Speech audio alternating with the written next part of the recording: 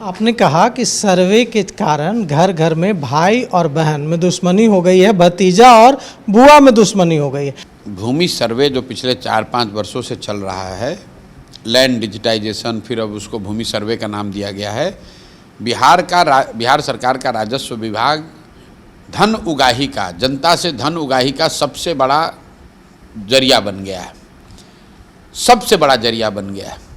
क्यों? क्योंकि land digitisation के नाम पर, जमाबंदी के नाम पर, वंशावली बनाने के नाम पर, रसीद काटने के नाम पर, दाखिल खारिज के नाम पर, हर वो चीज़ जो ज़मीन से जुड़ी हुई है उससे बड़े पैमाने पर पैसा लिया जा रहा है।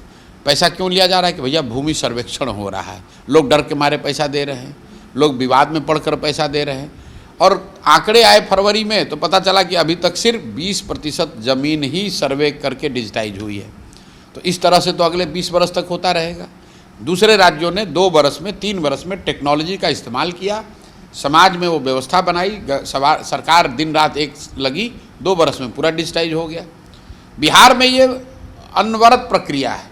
जैसे बिहार में बाढ़ नियंत्रण के कार्यक्रम न खत्म होने वाले कार्यक्रम हैं। हर साल बाढ़ आएगा, हर साल उसमें कमाई होगी, हर साल लूट मचेगी। उसी तरह भूमि सर्वे हो गया है। और इसका जो सामाजिक पहलू मैं बताता हूँ, इससे घर घर में लड़ाई हो गई। आप वंशावली बना रहे हैं, वंशावली बनाने में घूस लिया जा रहा है, भाई बहन में झगड़ा हो रहा है, बुआ चचा में झगड़ा हो रहा है, क्योंकि वंशावली में किसका नाम रखें न रखें, पैसा देकर किसी का नाम किसी ने कटवा दिया, किसी का जुड़वा दिया। और मैंने एक और आंकड़ा बताया कि पिछले साल जो बिहार सरकार के क्राइम का आंकड़ा है, उसमें बताया गया है कि जो 60% मर्डर हुए, उसमें 60% मर्डर भूमि विवाद से जुड़े हुए मामलों से हुए।